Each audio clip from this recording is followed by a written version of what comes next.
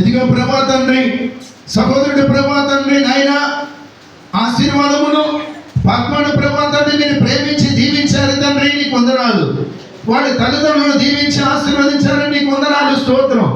వారికి ఇచ్చిన పిల్లలను దీవించి ఆశీర్వదించారని నీకు వందనాలు. వారికి ఇచ్చిన పెద్దలు వాళ్ళ కుటుంబాన్ని దీవించి ఆశీర్వదించారని నీకు వందనాలు, స్తోత్రాలు.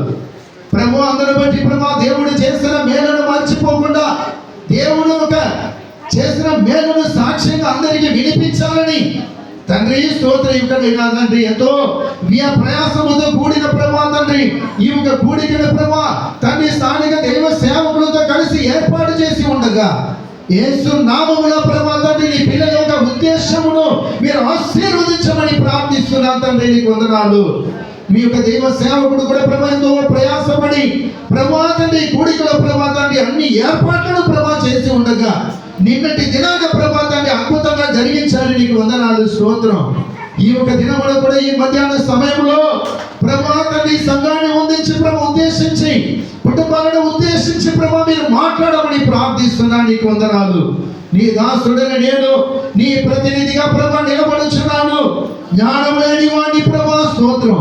నీ జ్ఞానముతో పరిశుద్ధాత్మ అభిషేకముతో నన్ను నింపమని ప్రార్థిస్తున్నా. నేను మాట్లాడితే ప్రభా నీ పిల్లలకి ఏమాత్రం ప్రయోజనకరంగా ఉండదు, ఎందుకంటే అంత జ్ఞానం ప్రభావాన్ని నా దగ్గర లేదు. అయినప్పటికీ నాలో నివసించుచున్నది నీలో నుండి విడువబడిన భాగము అనగా పరిశుద్ధాత్మ దేవుడు నాలో నివసించుచున్నారని నమ్ముచున్నాను ప్రభా స్తోత్రం. కాబట్టి ఆ ఒక ఆత్మని వెలిగింపచేసి నీ పిల్లలైన వాళ్ళందరికీ కావలసిన ఆత్మీయ వర్తమానమును ఈ మధ్యాహ్న సమయంలో మీరు అందించి నీ నామాన్ని మహిమపరుచుకోమని యేసయ్య నామములో అడుగుచున్నా పరమ తండ్రి. అందరూ చెప్పాలి స్తోత్రం, ఆమేన్. ప్రియమైన వాళ్ళారా, బైబిల్లో మనం చూసాం కదా, సంఘం అంటే కుటుంబం అన్న ఒకటి అని చెప్పి చూసాం. కుటుంబంలో కానీ సంఘంలో కానీ క్షేమం ఉండాలంటే దేవుడు నియమించిన ఆ పెద్దలను ప్రేమించాలి, వారి మాట వినాలని మనం చూసాం. ఈ సమయంలో కూడా దేవుడు కొద్ది నిమిషాలు నీతో నాతో మాట్లాడి నేను ఆత్మీయంగా బలపరచాలి అని దేవుడు ఆశపడుతున్నాడు. ఈరోజు మనం చూస్తున్నప్పుడు అనేక సంఘాల్లో క్షేమాలు ఉండట్లేదు. ఆ సంఘంలో చూస్తే ప్రియమైన వలన గొడవలు కొట్లాటలు ఇలాగ జరుగుతూ ఉంటుంది. నాకు తెలిసిన ఒక సంఘం ఉంటుంది ప్రియమైన వాళ్ళ, దాదాపుగా 75 సంవత్సరాల కింద ఏర్పాటు చేయబడిన ఒక సంఘం. దాదాపుగా 75 సంవత్సరాల కింద ఏర్పాటు చేయబడిన ప్రారంభించబడిన ఒక సంఘం ఉంది. ఆ సంఘ పిల్లల ఒక దైవ సేవకుడు భారం కలిగిన వాడు వేరే ఒక రాష్ట్రంలో పుట్టాడు. అయినప్పటికీ దేవుని మీద భారముతో పరిచయం చేయాలి, అనేక మందిని విశ్వాసులుగా మార్చాలి, దేవుని రాజ్య ఆ ఒక విస్తరణలో నా వంతు నిలబడాలని భారముతో పిల్లల తన రాష్ట్రాన్ని విడిచిపెట్టి దేవుని ఒక ప్రేరేపణతో దేవుని పరిచయను ప్రారంభించిన అన్య కుటుంబంలో పుట్టినవాడు. 75 సంవత్సరాల కిందట పరిచర్య ప్రారంభిస్తే ఈరోజు ఆయన ప్రారంభించిన పరిచర్య ప్రపంచ దేశం అంతా కూడా దరిదాపుగా 3000 సంఘాలు కట్టబడ్డాయట. దేవునికి స్తోత్రం, హల్లెలూయా. దాదాపుగా 3000 సంఘాలు ఈ 75 సంవత్సరాల్లో 3000 సంఘాలు కట్టబడ్డాయి. ఆయా ప్రాంతంలో పరిచర్య జరుగుతూ ఉంటుంది. దానికి హెడ్ ఆఫీస్ ఎక్కడంటే హైదరాబాద్, తెలంగాణ హైదరాబాద్లో దానికి హెడ్ ఆఫీస్. ప్రియమైన వాళ్ళరా, ఆ ఒక దైవ సేవకుడు అక్కడ ఉంటూ పరిచర్యను కొనసాగించిన ఫస్ట్ స్టార్టింగ్లో చెన్నైకి వెళ్ళాడు. చెన్నైలో కొన్ని రోజులు పరిచర్య చేశాడు. తర్వాత ఆంధ్రప్రదేశానికి వచ్చాడు. వచ్చి హైదరాబాద్లో పరిచర్య ప్రారంభిస్తే హెడ్ ఆఫీస్ ఉంటుంది. హెడ్ ఆఫీస్లో పెట్టుకొని ప్రపంచ దేశం అంతా కూడా పరిచర్య జరుగుతూ ఉంటుంటే ఈరోజు ఆ ఒక మెయిన్ సంఘములో హెడ్ ఆఫీసుల ప్రియులరా గొడవలు కొట్లాటలతో ఏమి చేశారంట, మందిరానికి మూత వేసి పడేశాడు. ఎంతో పెద్ద మందిరం, ఒక దైవ సేవకుని సమర్పణతో ఏర్పాటు చేయబడిన మందిరం. ఆ ఒక మందిరం ఒక ప్రారంభంలో పరిచర్య ప్రారంభంలో ఆ దైవ సేవకుడిగా త్యాగం ఉంటుంది. అలాగే త్యాగముతో దేవుని మీద ఆశతో భయభక్తితో ఏర్పాటు చేయబడిన ఆ హెడ్ ఆఫీసు ఈ దినాన ప్రియులరా ఆ మందిరం అంతా కూడా మూత వేయబడి ఉంటుంది. కారణం ఏమిటి తెలుసా? సంఘములో క్షేమం లేదు, సంఘములో సమాధానం లేదు. సంఘంలో ఉంటున్న వాళ్ళందరూ కూడా ఏమంటున్నారు? నేనంటే నేనే గొప్ప, నాకంటే తర్వాత నా సీనియర్ విశ్వాసం నేను, అయ్యగారికి నేను కుడి వైపులో ఉన్నాను, నేను రైట్ హ్యాండెడ్, నేను లెఫ్ట్ హ్యాండెడ్, మీరందరూ కూడా తదుపరి వచ్చిన వాళ్ళు, అయ్యగారి తర్వాత నేనే సెకండ్. ఇలాగూ అధికార ఆకాంక్షతో ప్రియమైన వారా ఒకరికొకరు కొట్టుకుంటూ అది పోలీస్ స్టేషన్ వరకు వెళ్ళి ఆ మందిరం మూతవేయబడిందట. ఈ దినప్రియ మధ్యకాలంలో చూస్తూ ఉంటున్న ఒక విషయం అంటే, దేవుడు చెప్తున్న మాట ఏమిటంటే ఆ మందిరం మూతవేయబడడానికి కారణం ఏమిటి? ఆ సంఘం మాత్రం ఒక ఉదాహరణకు చెప్పాను, కానీ ఈరోజు అనేక గ్రామాల్లో మనం చూస్తూ ఉంటున్నాం. కట్టేటప్పుడేమో ఎంతో ఉత్సాహంతో కడతారు, ఆయా ప్రాంతానికి వెళతారు, మందిరం కడుతున్నామని డబ్బులు పోగు చేసుకొని వచ్చి దేవుని మందిరాన్ని చక్కగా కడతారు. కానీ ఆ మందిరం కట్టిన తర్వాత, ఆ మందిరంలో ప్రార్థన ప్రారంభించిన తర్వాత మందిరం మూతపడుతుంది. కారణం ఏమిటి? సంఘంలో ఐక్యత లేకపోవడం. అందుకోసం సంఘంలో క్షేమం లేకపోవడంతోనే మందిరాలన్నీ కూడా మూతపడతాయి. ఈ మధ్యాహ్న సమయంలో దేవుడు మనకు చెబుతున్న మాట ఏమిటంటే, క్రీస్తు రక్తముతో కడగబడిన మనలో అధికార ఆకాంక్ష ఉండకూడదు. దేవునికి స్తోత్రం. సంఘములో నేనే గొప్ప అని ఏమాత్రం రాకూడదు. దైవ సేవకుడి దగ్గర ఉండేవాడు నేను, ఆయన తర్వాత నేనైనా ఆకాంక్ష ఉండకూడదు. నేను బాగా పాట పాడుతున్నాను, నాకంటే తరువాత నీవు. నేను బాగా ప్రార్థన చేస్తున్నాను, నాకంటే తరువాత నీవు. ఇలాంటి ఆకాంక్ష ఉండకూడదు. సంఘంలో క్షేమం ఉండాలంటే ప్రియమైన వాళ్ళరా, ఎంతటి పెద్దవాడైనా తన్ను తాను తగ్గించుకొని ఏమీ తెలియని వానికి పరిచయం చేయాలి. దేవునికి స్తోత్రం. మీకు అర్థమవుతుందా? ప్రియమైన నేను చెప్తున్న మాటలన్నీ కూడా సంఘాన్ని ఉద్దేశించి చెప్తున్నా, కానీ సేమ్ నీ కుటుంబంలో కూడా అదే జరుగుతూ ఉంటుంది. సంఘములో ఎలాగా అధికార ఆకాంక్షతో సంఘంలో నీకు అభివృద్ధి లేదో, నీ కుటుంబంలో కూడా అదే జరుగుతూ ఉంటుంది. నీ భర్త మాట వినకపోతే, పెద్దల మాట వినకపోతే సంఘంలో ఆ ఒక కుటుంబంలో కూడా క్షేమం ఉండదు. ఈ సమయంలో దేవుడు చెప్తున్న మాట ఏమిటంటే, అన్నీ తెలిసిన వాడు ఏమీ తెలియని వాడులాగా ఉండాలి. దేవునికి స్తోత్రం. అపోస్తలుడైన పౌలు గారు చెబుతూ ఉంటున్నాడు, నాకు అన్నీ తెలుసు కానీ ఏమీ తెలియని వాళ్ళనే ఉన్నాను. కారణం ఏమిటంటే, నా సంఘ క్షేమం కోసం, నా సంఘ అభివృద్ధి పదంలో రావటానికి కోసం, నా సంఘం ఆత్మీయంగా ఎదగటానికి కోసం ఏమీ తెలియని వాడుగా నేను ఉంటున్నానని అపోస్తలుడైన పౌలు గారు చెబుతూ ఉంటున్నారు. ఇంకా తీమోతేయుకు రాసిన పత్రిక అంటున్నాడు, నీ బలహీనత విషయంలో, లేకపోతే విశ్వాస విషయంలో బలహీనుడైన వాడిని చేర్చుకునుడి అన్నాడు. తీమోతికి చెబుతా ఉంటున్న పౌలు గారు, విశ్వాస విషయంలో బలహీనుడైన వారిని చేర్చుకోడి అంటే అర్థం ఏమిటి? నాకు అన్నీ తెలుసు, నేను బాగా పాడుతున్నాను, నీకు బాగా పాట రాదు, ఊరిక ఉండవు. నేను ప్రార్థన బాగా చేస్తున్నాను, నీ ప్రార్థన ఏమి రాదు, నీ ఊరిక ఉండు. ఇలాగ చెప్పకూడదంట. ఒక మనిషి ఎదగాలంటే, ఒక సంఘం ఎదగాలంటే మనం ఏమి చేయాలి? విశ్వాస విషయంలో బలహీనుడైన వారిని చేర్చుకోవాలి, ఏర్పాటు చేసుకోవాలి. దేవునికి స్తోత్రం. నిజముగా దేవుని మీద నీకు ప్రేమ ఉంటే, సంఘం మీద నీకు ఆసక్తి ఉంటే నీవు అదే చేయాలి. ఏనాటికి నాకు అన్నీ తెలుసని ఎదుటి వారిని, తెలియని వారిని తొక్కి పెట్టడం మాత్రం ఉండకూడదు. నిజంగా సంఘం ఎక్కువ రావాలంటే, సంఘం ఎదగాలంటే, అభివృద్ధిలో రావాలంటే, సంఘంలో క్షేమం ఉండాలంటే తన్ను తాను తగ్గించుకొని ఉంటున్న ప్రతి ఒక్కరూ ప్రార్థన చేస్తే తప్పనిసరిగా దేవుడు సహాయం చేస్తాడు. సరే, ఇక్కడ మనం వాక్యానికి వస్తామండి. 33వ అధ్యాయంలో మనం చూస్తాం. మొదటి వచనంలో నుండి దేవుడి ప్రియులరా తన ఒక దాసుడైన యెహెజ్కేలు ద్వారా మాట్లాడుతూ ఉంటున్నాడు. ఈ సంగతి ఇశ్రాయేలుకి తెలిసి, ఇశ్రాయేల్ అంటే సంఘం, దేవుడు ఏర్పరచుకున్న తన ఒక పిల్లలు. ఇశ్రాయేలుకి తెలియచేయమంటే సంఘానికి తెలియచేయి.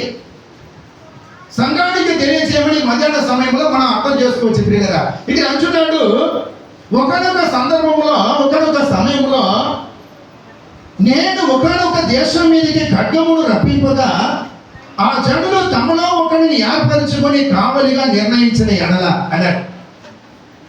ప్రియమైన వాళ్ళరా, కొంచెం రాజుల గ్రంథానికి వెళితే, రాజుల కాలానికి వెళ్ళాలి.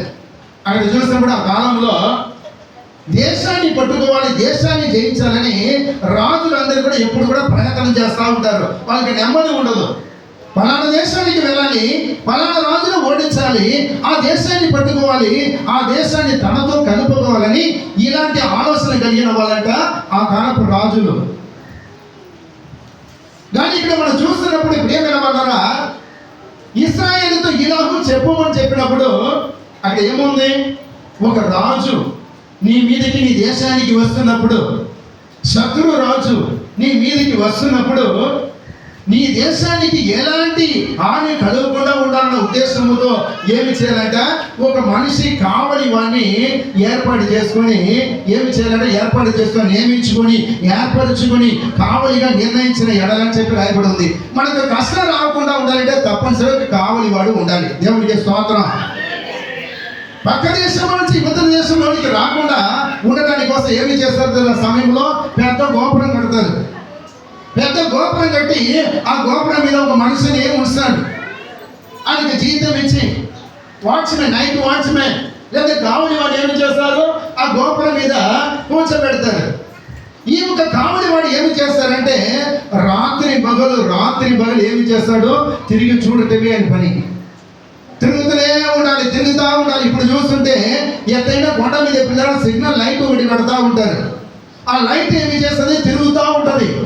నిజంగా మనం చూసినప్పుడు బార్డర్స్ లో అవి పెడతా ఉంటారు. ఆ లైట్ తిరుగుతూ ఉంటున్నప్పుడు శత్రుముఖం ఎలా వస్తున్నప్పుడు తప్పనిసరి వీళ్ళకి రాడార్లో కనిపించదు. అందుకోసం లైట్ ఇప్పుడు పెట్టారు. ఆ కాలంలో చూస్తున్నప్పుడు ఆ ఎత్తైన ఆ గోపురంలో ఒక మనిషిని పెడతారు. ఈ మనిషి యొక్క పని ఏమిటంటే వాళ్ళ దగ్గర జీతం పుచ్చుకొని రాత్రి పగలు నిద్రపోకుండా ఆ గోపురం పైనుంచి చూడటమే ఆయన పని. నిద్రపోవడానికి వీలు లేదు. ఎందుకోసం? నీకు జీతం ఎందుకోసం ఇస్తున్నారంటే ఆయన ఏమి చేయాలో శత్రు దేశం తన దేశం మీదకి రాకుండా కావలి కాయటమే ఆయన పని అని చెప్పి ఒక మనిషిని ఏర్పాటు చేస్తారు.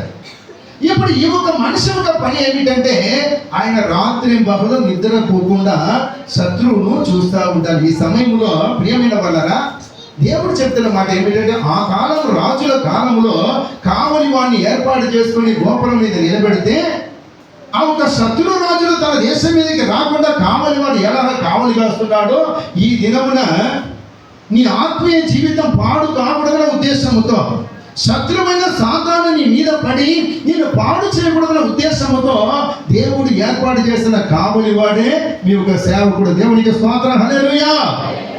ఆ కాలంలో ఆ గోపురం మీద ఉండి ఆ చూస్తున్న ఆ ఒక సేవకుడు కావలి వాడు ఎవరైనా శత్రువులు వచ్చినప్పుడు ఏమంటారు? వెంటనే సిగ్నల్ ఇస్తారు. అయ్యో అక్కడ నుంచి గుర్రాలు కనబడుతున్నాయి, రథాలు కనబడుతున్నాయి, జాగ్రత్త పడండి, అందరూ కూడా వెళ్ళిపోతూ ఉండండి. పై నుంచి అని కేకలు పెడుతున్నప్పుడు కింద ఉన్న వాళ్ళందరూ కూడా ఏం చేస్తారు? ఇదిగో మనం ఒక వాచ్మెన్ చెప్పేస్తారు, రెడీ కండి అని చెప్పి అందరూ కూడా యుద్ధానికి సిద్ధపడతారంట. అర్థమవుతుంది మీకు?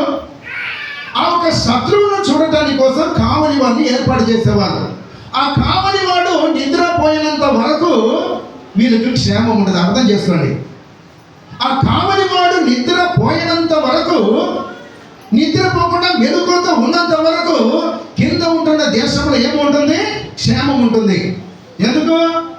ఆ శత్రువు దేశంలోనికి చొరబడగలిగి ముందే అని చెప్పేస్తాడు కాబట్టి వీళ్ళు సిద్ధపడతారు. ఆ ఒక కావలి వాడు నిద్రపోయినంత వరకు వీళ్ళకి క్షేమం ఉండదు. ఒకవేళ కావలి వాడు నిద్రపోయాడు అనుకోండి, ఏమవుతుంది చెప్పండి చూద్దాం. కావలి వాడే గోపురం మీద కూర్చొని నిద్రపోయాడు, ఏమవుతుందండి? వస్తున్న శత్రువు ఎలాంటి ఆటంకం లేకుండా లోపల దూరి ఇక్కడ ఉన్న వాళ్ళందరూ కూడా చంపేస్తారు. ఈ సమయంలో ప్రియమైన వాళ్ళరా, ఆ కావలి వాడి స్థానంలో దేవుడు నీ కొరకు, ఈ సంఘం కొరకు ఏర్పాటు చేసిన ఆ కావలి వాడే మీ యొక్క సేవకుడు. దేవునికి స్తోత్రం, హల్లెలూయా. ఆ కావలి వాడు రాత్రి పగలు అన్న ఆహారములు మానుకొని, నిద్ర మానుకొని ఎలాగ ఆ శత్రువును వైపు చూస్తూ ఉంటాడు. నీ కోసం, సంఘంలో ఉన్న ప్రతి ఒక్కరి కోసం నీ సేవకుడు రాత్రి పగలు నిద్రకాస్తా ఉంటున్నాడు. దేవునికి స్తోత్రం. మీకు తెలుసో తెలియదు కానీ చంద్ర గురించి నాకు తెలుసు ప్రియులరా. ఆయన ఇప్పుడు మీ ముందు బాగా కనబడుతున్నారు కానీ ఆయన శరీరంలో ఎన్ని రోగాలు ఉంది మీకు తెలుసా? ఆయన కూర్చుంటే నిలబడితే పండుకుంటే ఎన్ని రోగాలు ఉన్నా అన్ని రోగాలు వచ్చినప్పుడు చెబుతా ఉంటారు, ప్రార్థన చేస్తాం చంద్ర, ప్రార్థన చేస్తాం, ప్రార్థన చేస్తాం, ప్రార్థన చేస్తాం. ఇంకా చెప్పాలంటే ఆ చంద్ర పాస్టర్ గారు ఆ బ్యాగ్ చూస్తే ఎన్ని రకాల మందులు ఉంటాయో అన్ని రకాల మందులు అన్ని కూడా వేసుకొని నీకోసం రాత్రి పగలు ఆయన నిద్రపోకుండా నీకోసం ప్రార్థన చేస్తూ ఉంటున్నాడు. దేవునికి స్తోత్రం. కారణం ఏమిటంటే ఆ ఒక గోపురం మీద ఉంటున్న ఆ కావలి వాడు నిద్రపోతే శత్రువులు ఎలా వచ్చి దేశాన్ని పాడు చేస్తారో, నీ సేవకుడు నిద్రపోతే నీకోసం ప్రార్థన చేయకుండా ఉంటే సాతాను ఏమి చేస్తాడు, శత్రువు ఏమి చేస్తాడంట, మీ అందరిని కూడా పాడు చేస్తాడంట. అందుకోసం ప్రియమైన వరాలని దైవ సేవకుడు ఏమి చేస్తాడు, నీ కోసం అన్నాహారాలు మానేసి నిద్ర మానేసి నీ కోసం రాత్రి పగలు ప్రార్థన చేస్తూ ఉంటున్నారు. కాబట్టి ఈ దినాన మీరు అందరూ కూడా క్షేమం ఉంటున్నారు. దేవునికి స్తోత్రం. మీకు అర్థమవుతుందా? ఒకవేళ బైబిల్ కింద చూస్తున్నప్పుడు నేను నియమించిన ఆ ఒక కావలివాడు జాగ్రత్తగా ఉండకుండా అని ఎప్పుడు చూస్తూ నిద్రపోతూ ఉంటే దేశం మీదకి శత్రువులు జ్వరపడితే ఈ దేశంలో ఎంత నష్టం కలిగిందో ఈ నష్టములన్నింటినీ కూడా ఆ దైవ సేవకుడి దగ్గర నేను అడుగుతాను. నేను ఎందుకోసం సేవకుడిగా పెట్టాను, ఈ సంఘములో సేవకుడిగా ఎందుకోసం పెట్టాను? నీ కొంచెం కూడా భయభక్తి లేకుండా, ప్రార్థన చేయకుండా, బైబిల్ చదవకుండా, సంఘాన్ని ఆత్మీయంగా నడుపుకుండా నిర్లక్ష్యంగా ఉంటున్నావని దేవుడు సేవకుడైన నన్ను, చంద్ర, ఈ లోకంలో ఎంతమంది సేవకులు ఉన్నారో అందరిని కూడా గద్దిస్తారు. దేవునికి స్తోత్రం. ఎవరిని విడిచిపెట్టారండి? విశ్వాసులు మాత్రమే కాదు, మమ్మల్ని కూడా దేవుడు విడిచిపెట్టాడు. ఎందుకంటే పిలిచిన ఈ పనిని అప్పగించాడు. దేవునికి స్తోత్రం. ఎంతటి వారం అండి మేము ఎంతటి వారం? మీ అందరూ కూడా తెలుసు కదా. ఇక్కడ వచ్చి 30 సంవత్సరాలు కరెక్ట్గా 30 సంవత్సరాలు. ఇంకా 19వ తేదీ, ఈ ఆగస్టు 19వ తేదీ మొట్టమొదటి నేను అడుగు పెట్టాను. 30 సంవత్సరాలు ఎంత త్వరగా అయిపోయిందో. ఆగస్టు నెలే కదా, ఇంకొక 12 రోజులు 13 రోజులు ఉంటే నేను ఇక అడుగు పెట్టి 30 సంవత్సరాలు పూర్తయింది. దేవుడు ఈ 30 సంవత్సరాలకు ముందు నన్ను చూసిన వాళ్ళందరూ కూడా తెలుసు ఎలాంటి. ఇప్పుడు కూడా నన్ను గురించి సాక్ష్యం చెప్తా ఉంటారు. వచ్చినప్పుడు ఏమి కూడా మాటలు రావు అన్నారు. మాటలు రాకపోయినా ఈ యొక్క రాష్ట్రంతో ఎలాంటి పరిచయం లేకపోయినా దేవుడు ఏమి చేశాడు, ఇంత పెద్ద పరిచయను అప్పగించాడు. దేవునికి స్తోత్రం. పిలిచాడు, పరిచయను అప్పగించాడు. నీ చెయ్యాలి, నా ప్రజలను కాయాలి అని చెప్పి అప్పగించాడు. అలాగనే పిల్లరా, దేవుడు అప్పగించిన పరిచయను నేను నిర్లక్ష్యం చేస్తూ తినము, త్రాగుము, సుఖించము, సంతోషించమని నా లోకం గురించి ఆలోచన చేస్తే, నా ఒక భార్య పిల్లల గురించి ఆలోచన చేస్తే దేవుడు చూసుకుని ఊరుకుంటాడా? నన్ను గురించి కూడా నేను చెప్తున్నా. నన్ను చూసి దేవుడు ఊరుకుంటాడా? రే పిచ్చోడా, దుర్మార్గుడా, నీ ఎలాంటి వాడు, నేను పిలిచేలా పరిచయం అప్పగిస్తే పరిచర్య మానేసి ఇష్టం వచ్చినట్టు తిరుగుతున్నామని చెప్పి నన్ను శిక్షిస్తాడు. ఎందుకంటే బైబిల్ రాయబడి ఉంది యాకోబు పత్రిక 3వ అధ్యాయంలో, మరీ కఠినమైన శిక్ష ఉండదని ఎరిగి మీలో అనేకులు బోధకులు కాకుండుడి అన్నాడు. అంటే విశ్వాసుల కంటే బోధకులకు ఎక్కువ కఠినమైన శిక్ష ఉందంట. మీకంటే ఎక్కువ శిక్ష మాకు ఉంది. కాబట్టి దేవుడు మమ్మల్ని కూడా లెక్క అడుగుతాడు. కాబట్టి ఇప్పుడు ఏమి చేయాలి? మేము కూడా మెలకుగా ఉండి పరిచయం చేస్తాం, లేకపోతే దేవుడు బెండు తీస్తాడు మమ్మల్ని కూడా. మీకోసం ప్రేమైన వల్లరా దైవ సేవకులైన మేము ప్రయాసపడుతుండగా రాత్రి పగలు నీ కోసం ప్రయాసపడి దేవుడు ఇచ్చిన పనిని చేస్తుండగా నీ ఏమి చేయాలంటే, దైవ సేవకుడుగా మా దగ్గర నుంచి వచ్చిన సిగ్నల్స్ కోసం ఎదురు చూస్తుండాలి. దేవునికి స్తోత్రం. దైవ సేవకుడు శత్రువు వచ్చినప్పుడు ఏమి చేస్తాడు? ఒక కావలి వాడు సిగ్నల్ ఇస్తాడు, జాగ్రత్త పడండి, శత్రువులు వచ్చాడు, జాగ్రత్తగా ఉండండి, మెలకుగా లేయండి, నిద్రపోతే మీరు అందరూ కూడా శత్రువు చంపేస్తారు, మెలకుగా ఉండాలని ఎలాగ పైనుంచి కావలివాడు ఈ యొక్క దేశంలో ఉన్న వాళ్ళకి సిగ్నల్ ఇస్తారో అలాగనే దైవ సేవకుడని మేము కూడా చెబుతూ ఉంటాం. చంద్ర అప్పుడప్పుడు చెబుతూ ఉంటాడు, బాధపడుతూ ఉంటాడు. పురుషులు ఎవరు కూడా ప్రార్థనగా రావట్లేదు, స్త్రీలు వస్తున్నారు కానీ పురుషులు ఎవరు రావట్లేదు. ఇంకా యవన పిల్లల పరిస్థితి ఇంకా మరీ ఘోరంగా ఉంటుంది. బుధవారం ఈ ప్రార్థన పెడితే ఎవరు కూడా ప్రార్థన కూడా రావట్లేదు.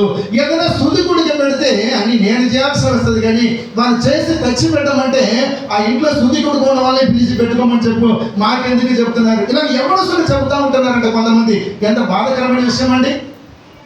అర్థమవుతుందా? మీ మీద భారముతో, మీ మీద ప్రేమతో దేవుడు అప్పగించిన పరిచయను మేము చేస్తూ ముందుకు వెళుతుండగా మీరు ఏమి చేయాలి? 100% దైవ సేవకులకి మీరు సహాయపడాలి. దేవునికి స్తోత్రం. మాకు కూడా ప్రియమైన వలన ఎన్నో పనులు వచ్చు. మీరు పని కోసం ఎలా ప్రయాసపడుతున్నారో మేము కూడా ప్రయాసపడి మేము కూడా సంపాదించవచ్చు, మా భార్య పిల్లలు కాపాడుకోవచ్చు. మాకు శక్తి లేకుండా కాదు. దేవుడు అప్పగించిన పని కోసం ఆయన పిలుపుకు లోబడి ఏమి చేస్తున్నా ఈరోజు ఈ లోకానుసారమైన ఆశలు అన్ని కూడా విడిచిపెట్టి సంఘం కోసం ప్రయాసపడుతూ ఉంటున్నారు దైవ సేవకుడు. దేవునికి స్తోత్రం. దాన్ని మీరు గుర్తించాలి ప్రియులరా. దైవ సేవకుడు అనేవాడు దేవుడు మాకు ఇచ్చిన వరం. మా దైవ సేవకుడు బాగుంటే మేము బాగుంటాం, అంతే కదండి. కావలివాడు గోపురం మీద అని క్షేమంగా ఉంటే కింద ఉన్న వాళ్ళకి క్షేమం ఉందని చెప్పి ఏమన్నా అర్థమైందా మీకు? అంత కావలివాడికి వీళ్ళు ఏమి కూడా పెట్టకుండా, తిండి తిప్పలు ఏం పెట్టకుండా, జీతాలు గీతాలు ఏమి ఇవ్వకుండా గోపురం మాత్రం కట్టి ఆడ కూర్చోబెట్టేశారు అనుకోండి, ఆ కావలివాడు పరిచయం చేయగలడా? ఆ కావలివాడు కావలి కాయగలడండి? ఎందుకంటే తిండి తిప్పలు కావాలి కదా. ఇప్పుడు ఏమి చేయాలి?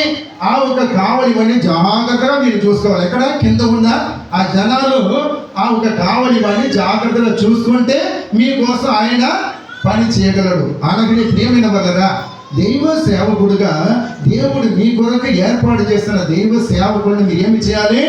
కంటి రెప్పలా మీరు కనికరించి కాపాడాలి. దేవునికి స్తోత్రం. మీ ఇంట్లో ఉన్న వారికి ఏదైనా ఒక అవసరం ఉన్నప్పుడు ఎంత పరితమించిపోతావు. నీ ఇంట్లో ఉన్న వారికి ఏదైనా ఒక అవసరత ఉంటున్నప్పుడు నీ ఎంత ఇబ్బంది పడతావో, అలాగే నీ దైవ సేవకులకి ఏదైనా ఒక అవసరం ఉన్నప్పుడు నీవు కూడా ఆలోచించాలి. నా కొరకు సమస్తాన్ని విడిచిపెట్టి దేవుని పని చేస్తున్నాడు, నా కొరకు ఆయన సేవ చేస్తున్నాడు, నేను ఆయనకి సహాయపడాలి. బైబిల్ మనం చూస్తున్నప్పుడు ఉపదేశం పొందేవాడు ఉపదేశించే వానికి అన్నింటిలో భాగం ఇవ్వాలంట. దేవునికి స్తోత్రం. వింటున్న అర్థమవుతుంది మీకు? ఉపదేశం పొందుతున్న మనము ఉపదేశించే వాడికి కనుక నీకు ఉపదేశించేది ఎవరు? దైవ సేవకుడు. ఉపదేశం పొందుతున్న మనము ఉపదేశించేవాడు మీ సేవకుడు. కాబట్టి ఏమి చేయాలి? ఉపదేశం పొందుతున్న మనము ఉపదేశించి మీ సేవకునికి అన్నిట్లో భాగం ఇవ్వాలి. దేవునికి స్తోత్రం. నీ ఏమి తిన్నా సరే, మీ ఇంట్లో ఏది జరిగినా సరే మొదటి భాగం దైవ సేవకుడికి ఇవ్వాలి. ఎందుకు? ఆయన క్షేమంగా ఉంటే నీ క్షేమంగా ఉంటావు. కావలి వాడు ఆరోగ్యంగా ఉంటే కింద ఉంటున్న జనాలు క్షేమంగా ఉంటారు. దైవ సేవకుడు నీ కొరకు క్షేమంగా ఉంటే నీవు క్షేమంగా ఉంటావు. అర్థం చేసుకోండి. ఆ ఒక దైవ సేవకుడు బాధతో పరిచయం చేస్తే, దరిద్రంలో లేమిలో పరిచయం చేస్తే ప్రియమైన వలరా అది మనకు క్షేమం కాదు. కాబట్టి ఏమి చేయాలి? సంఘస్థులు అందరూ కూడా దేవుడు మీకు ఇచ్చిన దైవ సేవకుని జాగ్రత్తగా చూసుకోవాలి. దేవునికి స్తోత్రం. అవసరమైతే దానికి ఏమేమి కొరత ఉంటుందో, ఏమేమి అవసరం ఉంటుందో మనం అడగాలి ప్రియులారా. ఆయన వచ్చి చెప్పడు. ఎందుకంటే నాకు పలానాది కొరత ఉందని చెప్పి తనే వచ్చి చెప్పడానికి మనసు రాదు కదా. ఇప్పుడు ఏమి చేయాలి? ఆయన ఒక కొరత ఏమిటి ఉందో నీవు అడిగి తెలుసుకొని అవసరతను తీర్చడానికి సంఘంగా మీరు ప్రయత్నం చేయాలి. ఎందుకంటే ఈ సంఘానికి దైవ సేవకుడుగా దేవుడు అని ఏర్పాటు చేశాడు. కాబట్టి ఇంకొక విషయం తెలుసా? 2014లో ఒకరోజు ప్రియమైన వల్లరా చంద్ర నాకు ఫోన్ చేశాడు. నాకు ఫోన్ చేసి, పాస్టర్ గారు దేవుడు నన్ను ప్రేరేపిస్తున్నాడు, నేను వరంగల్కి వెళ్ళాలి, పరిచయం కోసం నేను వరంగల్ వెళుతున్నానంటే, సరే చంద్ర నేను చూస్తాను, ప్రార్థన చేస్తాను. ఎందుకంటే వరంగల్ అనేది మనకి ఏమాత్రం ఆ ఒక పరిచయం లేని ఒక ప్రాంతం. 2014లో వరంగల్ అనేది ఏమాత్రం పరిచయం లేని ప్రాంతం. మనకు పరిచయం అంతా కూడా ఈ గుంటూరు, ప్రకాశం జిల్లా మాత్రమే. వరంగల్కి పరిచయకి వెళ్ళమన్నారు కాబట్టి నేను కొంచెం ప్రార్థన చేస్తాను చంద్ర, దేవుడు ఎలా తెలియజేస్తారో దాన్ని బట్టి చేద్దామని చెప్పి ప్రార్థన చేసే పిల్లల దేవుడు నాకు ఇచ్చిన తలపు ఏమిటంటే ఈ మునగపాడు సంఘానికి ఆయన సేవకుడుగా చేయాలని. దేవుడికి స్తోత్రం. ఈ మునగపాడు సంఘానికి సేవకుడుగా ఆయన చేయాలని దేవుడు నాకు ఇచ్చిన తలంపు ప్రకారం నేను చెప్పాను, చంద్ర దేవుడు ఇక్కడ నీ మునగపాడులో పరిచయం అప్పగిస్తాడు, నీ చేయాలని చెప్పి చంద్రని తీసుకొచ్చి ఇక్కడ ఉంచడం, ఆయన సేవకుడుగా అభిషేకించడం జరిగింది. ఇది ఏదో మన ప్రియమైన వల్ల పని లేకుండా చేసిన పని కాదు. ఇది అప్పటికప్పుడే మనసులో పుట్టిన ఆ తలంపు కాదు. ప్రార్థన పూర్వకంగా దేవుడు ఇచ్చిన తలంపు ప్రకారం ఆ చంద్రాన్ని మీకు సేవకుడుగా ఏర్పాటు చేయడం జరిగింది. దేవునికి స్తోత్రం. దేవుడే మీ కొరకు ఒక సేవకుని ఏర్పాటు చేసినప్పుడు ఇప్పుడు మీరు ఏమి చేయాలి? ఆ దైవ సేవకుని మీరు ప్రియమైన వాళ్ళరా మీ కుటుంబంలో ఉంటున్న వారి వల్ల మీరు చూసుకోవాలి. ఆయన ఉన్నాడు, ఆయన భార్య, ఆయన పిల్లలు, ఆయన అవసరతలు ఎన్ని ఉన్నాయో అన్నిటిని కూడా మీరు ప్రియమైన మీరు సంధించాలి, సంఘముగా సంధించాలి. ప్రియమైన వాళ్ళరా మీరు ఒక్కొక్కసారి నేను చెబుతా ఉంటాను, ఏమి గురించి నాకు చెబుతా ఉంటుంటే చాలా బాధ అనిపిస్తూ ఉంటుంది. కానీ సంఘాన్ని దేవుడు ఇచ్చాడు. ఎందుకోసం ఉంటున్న వాళ్ళందరూ కూడా ఒక్కొక్క 5 నిమిషాలు కూర్చొని మాట్లాడే ఈ విషయం గురించి మాట్లాడితే దైవ సేవకుంటే అవసరతలన్నీ కూడా తీర్చబడుతుంది. ఇంకా ఆరోగ్యంతో దేవుని పరిచయం చేయడానికి అవకాశం ఉంటుంది కదా.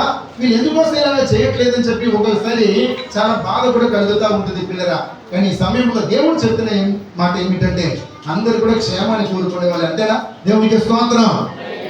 ఉన్నవాళ్ళు కుటుంబంలో అయినా సంఘంలో అయినా నేను క్షేమంగా ఉండాలి, బాగుండాలి, నాకు ఎలాంటి కొరత ఉండకూడదు, ఆరోగ్యంగా ఉండాలని కోరుకునే వాళ్ళ, లేకపోతే నా అనారోగ్యంతో ఉండాలి, దరిద్రతలో ఉండాలని చెప్పి కోరుకుంటారండి? ఏం కోరుకుంటారు మీరు? సమృద్ధిని కోరుకుంటారుగా.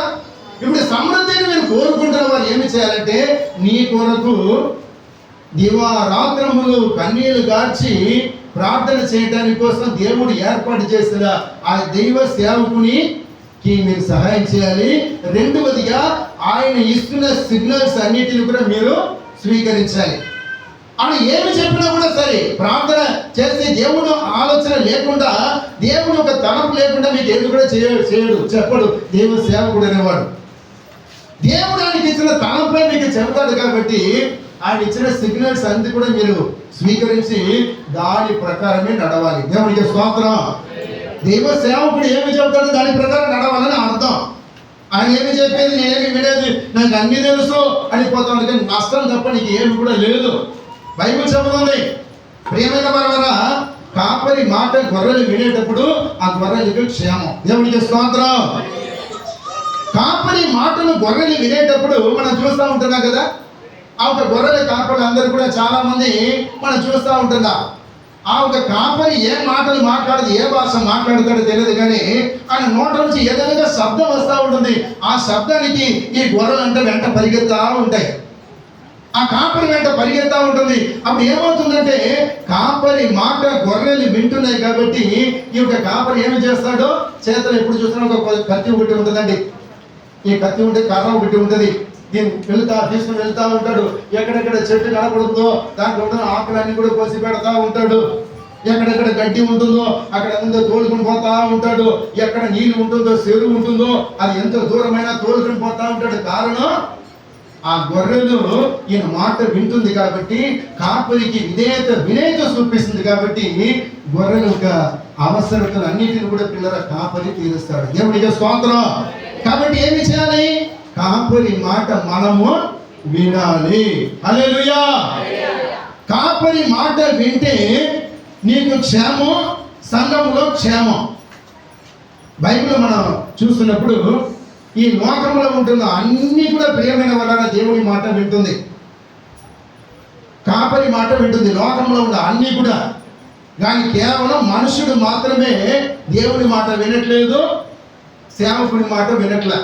ఒక రోజు ప్రియమైన వలన ఒక చిన్న మాట చూద్దాం, ఎందుకంటే మనకు ఆత్మీయంగా బలపడడానికి అది ప్రయోజనకరంగా ఉంటుంది. మత్తయి సువార్తల నుండి, మత్తయి సువార్తల నేను అప్పుడప్పుడు చదువుతూ ఉంటే చాలా ఇష్టమైన ఈ యొక్క సందర్భం చూడండి. 17వ అధ్యాయం 27వ వచనాన్ని చూద్దాం. 26, 27 ఇంకొంచెం ముందు నుంచి 24 నుంచి చదువుదాం. నేను చదువుతాను, సమయం లేదు కాబట్టి నేనే చదువుతాను. వారు కపెర్నహూమునకు వచ్చినప్పుడు అరశకేలు అను పన్ను వసూలు చేయవారు పేతురు నొద్దకు వచ్చి, మీ బోధకుడు అరశకేలు చెల్లింపడా అని అడగగా, చెల్లించును అనెను. అతడి ఇంటిలోనికి వచ్చి మాట్లాడక మునపే యేసు ఆ సంగతి ఎత్తి, సీమోనా, నీకేమి తోచుచున్నది? భూరాజులు సుంకమును పన్నును ఎవరి యొక్క వసూలు చేయుదురు? కుమారుల ఎద్దరా అన్యుల ఎద్దరా అని అడిగాను.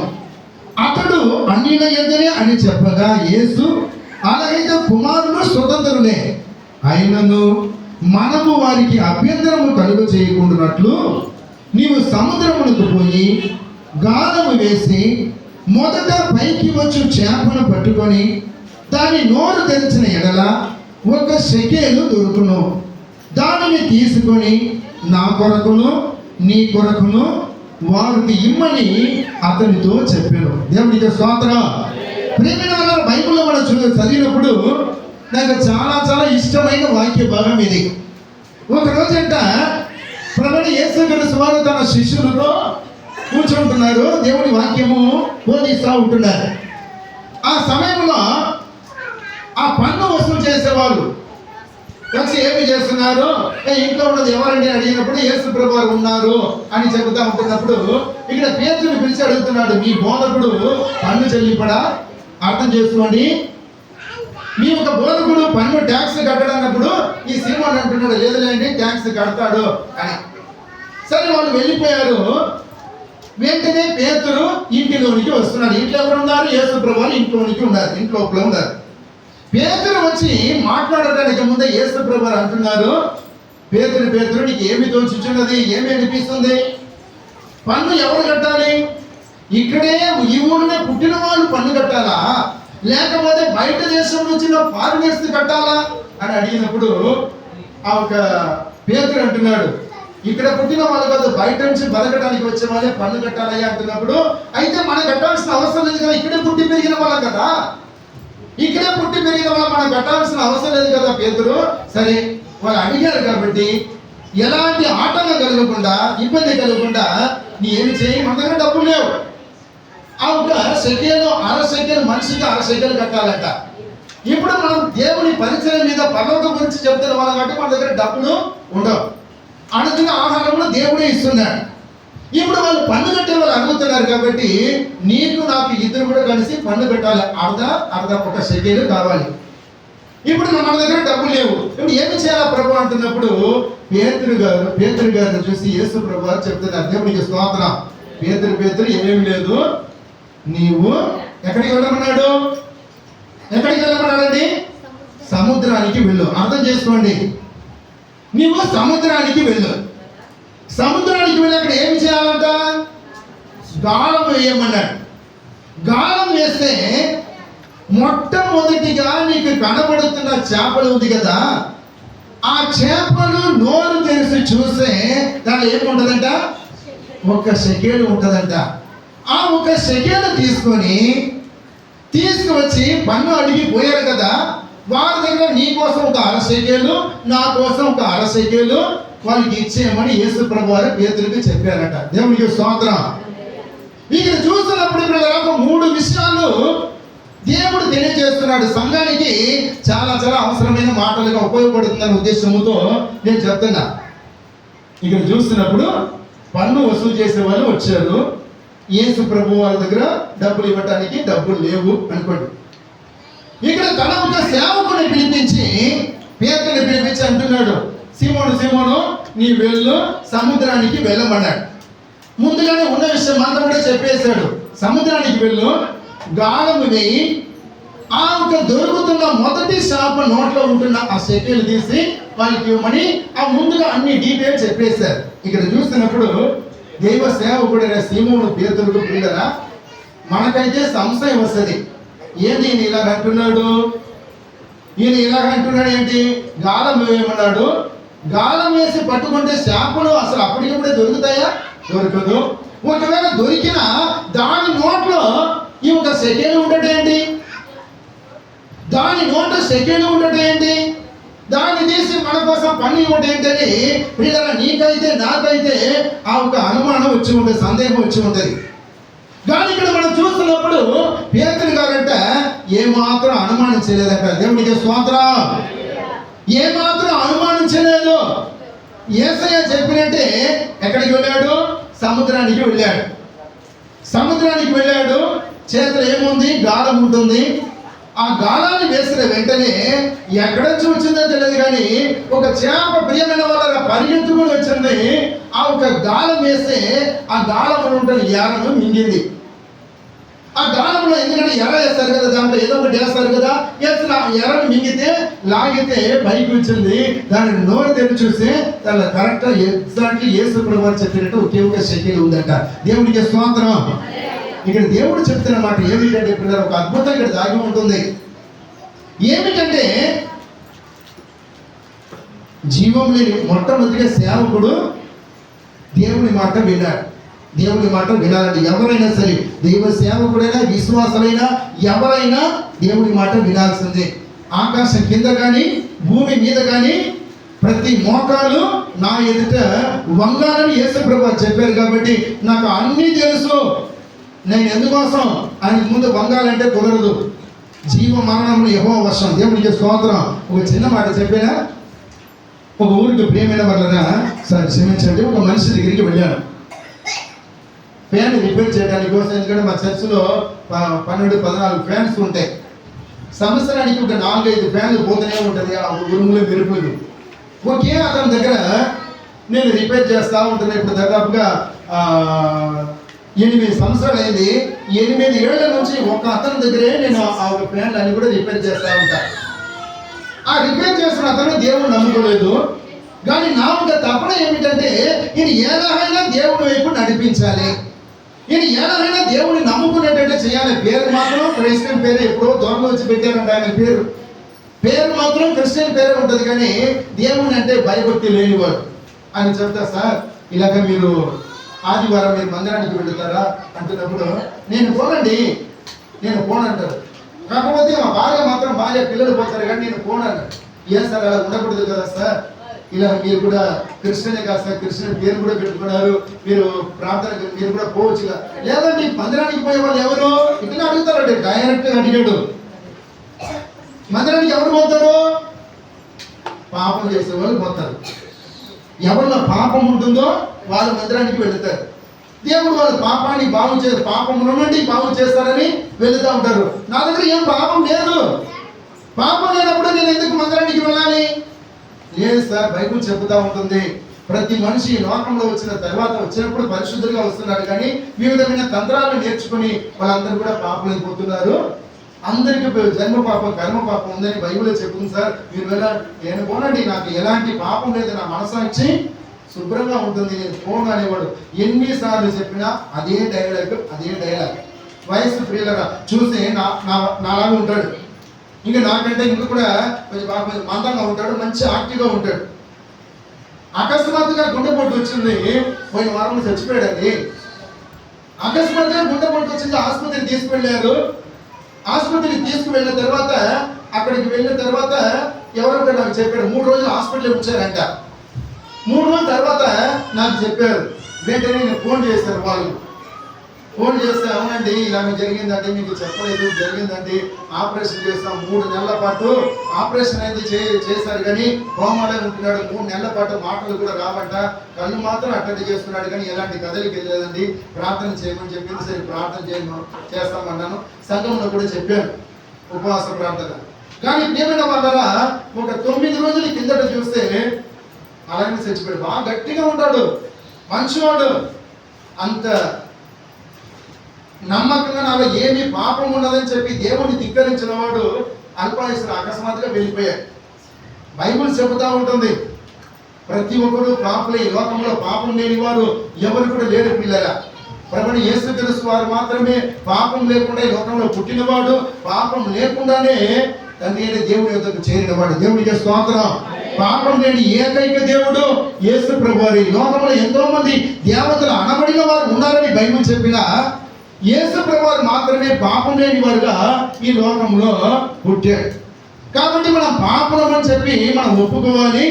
పాపం నుంచి పరిశుద్ధ ఇచ్చే దేవుడి దగ్గరికి రావాలి. దైవ సేవకుడిగా పిల్లరా ఇది నేను చెబుతా ఉంటున్నా.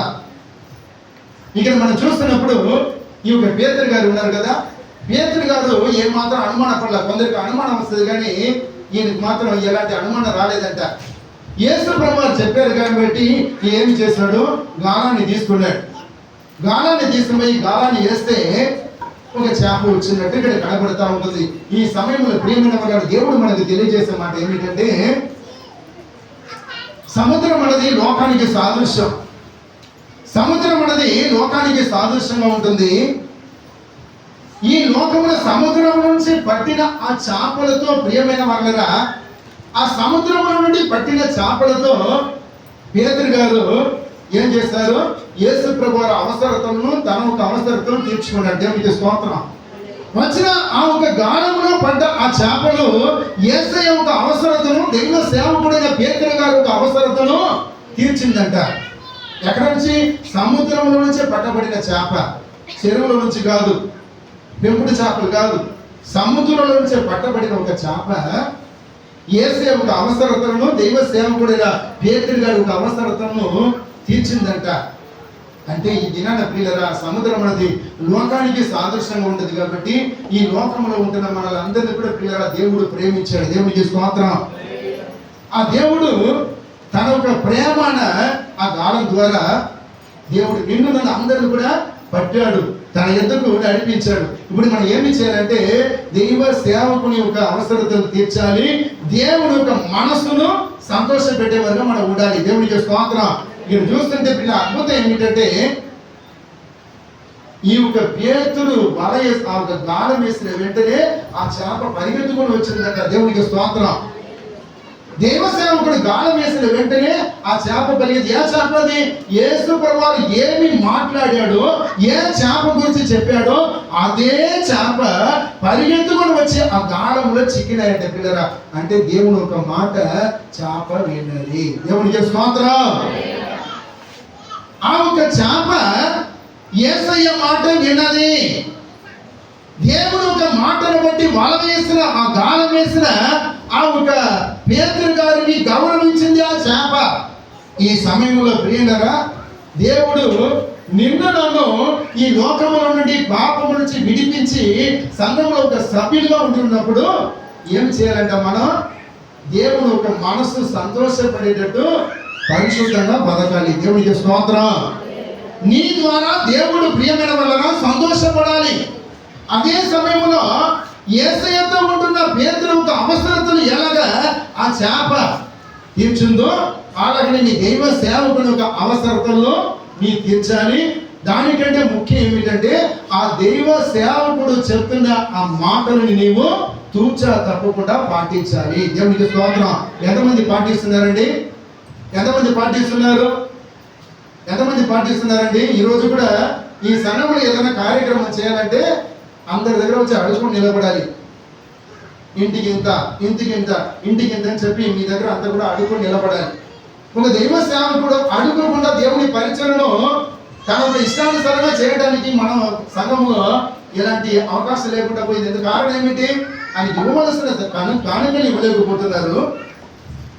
దేవుని మందిరానికి ఇవ్వవలసిన దశమ భాగం ఇవ్వలేకపోతున్నారు. దశమ భాగం ఇచ్చేవాళ్ళు ఎంతమంది ఉన్నారండి? చేతులకి చూద్దాం.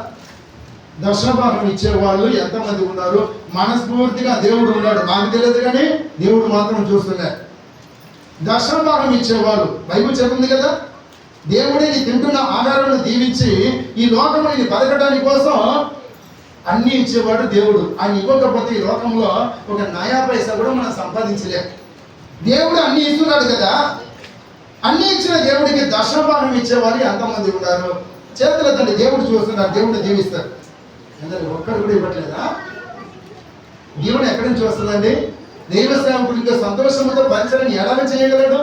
మా సంఘం అక్కడ మార్కాపురం సంఘం ఉంది కదా, అది కూడా చిన్న సంఘం, భారీ సంఘం ఏమి కాదు. ఈరోజు మీటింగ్స్ జరపాలన్నా, సంఘంలో ఏ ఒక మంచిది చెడ్డ చేయాలన్నా మా సంఘం వాళ్ళ దగ్గరికి వెళ్ళి ఆ ఏ కుటుంబంలో కూడా నాకు ఇంత ఇవ్వండి, ఇలాంటి సంఘానికి అవసరం ఉందని చెప్పి ఎవరిని కూడా నేను అడిగేది. దేవునికి స్తోత్రం. అర్థమంతా మొత్తం పిల్లల సంఘస్థులు చిన్న సంఘం అయినప్పటికీ వారికి ఉన్న దాంట్లో దేవుని ఆజ్ఞకు లోబడి వాళ్ళు తీసుకొచ్చే దశభాగం ఇచ్చే వాళ్ళు దశభాగం ఇస్తారు. దైవ సేవకుడిగా నాకు తీసుకొచ్చే ఒక ప్రధాన భాగముని తీసుకొచ్చి ఇస్తారు. గుప్పిలి బియ్యం ఇస్తారు. దైవ సేవకుడుగా ఆయన మనం గౌరవించాలి. మనకు దేవుని వాక్యాన్ని బోధిస్తున్న దైవ సేవకుడు బాగుంటేనే మనం బాగుంటామని చెప్పి వాళ్ళందరూ కూడా ఆత్మపూర్వకంగా తెచ్చి పెట్టే దాంతోనే వీళ్ళరా అంత పెద్ద మీటింగ్ జరుగుతూ ఉంటుందా? కనీసం నెలకు పిల్లరా 10 ప్రతి నెల పిల్లరా ఉపవాస ప్రార్థన కానీ, అలాగే మధ్యలో కనీసం 6 నెలలకు 2-3 కూడికలు పెట్టడం, దేవ సేవకులు పిలిపించిన ఇవన్నీ కూడా చేస్తున్నామంటే ఎవరి దగ్గర ఏ కుటుంబం దగ్గరికి వెళ్ళి పంచాయతీ ఇవ్వాలి, ఇలాగ మీరు సహాయపడని చెప్పి అడిగి ఎరుగం. సంఘానికి ఏమి కావాలన్నా ఎవరో ఒకరి దగ్గరికి వెళ్ళి అది నాకు సంఘానికి అది ఉంది, ఇది ఉంది, మీకు ఇప్పించగలరా అని చెప్పి ఎవరిని కూడా అడగం. కారణం ఏమిటంటే పిల్లరా, సంఘస్థులు దేవుడు అలాగా దీవిస్తున్నారు, సంఘస్థులు కూడా అలాగా దేవుడిలో నడుచుకుంటున్నారు. దేవునికి స్తోత్రం. ఈ సమయంలో కూడా దేవుడు చెప్తున్న మాట ఏమిటంటే అది మీకు దీవెనండి. సంఘంలో క్షేమం ఉండాలంటే, నీ కుటుంబంలో క్షేమాభివృద్ధి ఉండాలంటే దేవుడి వాక్యం చెప్పినట్టు నీ నడుచుకోవాలి. మనం తింటున్న ఆహారం బైబిల్ చెబుతుంది, ఆయన సెలవు లేకుండా తిని తృప్తి పొందేవాడు ఎవడు? ఆదివారం ప్రేమలో ఎంత ఖర్చు పెడతాం మనం? ఒకవేళ మన ఊళ్ళో దొరకకపోతే పొద్దున వరకు వెళతాం, బస్సు ఎక్కి ఆటో ఎక్కి మాంసం కోసం అంత దూరం వెళతాం. కొంతమంది దర్శనం వెళుతున్నారు, ఎక్కడెక్కడికో వెళుతున్నారు. కానీ దేవుని సేవకునికి పెట్టడానికి, దేవుని మందిరానికి పెట్టడానికి మాత్రం మనకు మనసు రాదు.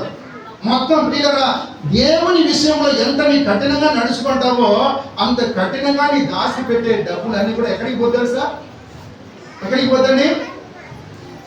బెంచం పడిన ఆ ఒక సంచులు ఎలాగైతే జారిపోతుందో అలాగనే ప్రయాసం అంతా కూడా అలాగనే పోతుంది. అందుకోసం ఇప్పటి వరకు మన అప్పులు తీరట్లేదు.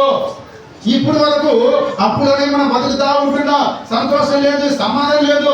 ఏ రోజు ఏ అప్పుల వాడు వచ్చి ఇంటి మీద పడతాడని చెప్పి భయంతో మనం జీవించడానికి కారణం దేవుని విషయంలో నీ ఇంకా కూడా బలహీన స్థితిలోనే ఉంటున్నా. దేవునికి ఇవ్వాల్సిన సొమ్మును దేవునికి ఇచ్చేయాలి. దేవునికి స్తోత్రం.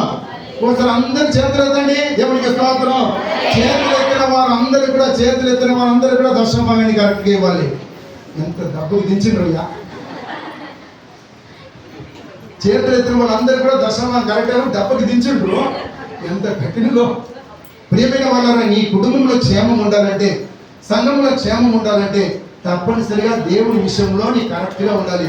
ఆ చేప చూడండి, దేవుని మాటకు లోబడి అది మింగేలా ఆ ఒక్క సెకండ్ తీసుకొచ్చి కడుపుని ఆ నోట్లో పెట్టుకుని కరెక్ట్గా నోరు తెరిచి చూస్తే నోట్లోనే కనపడుతుందంట.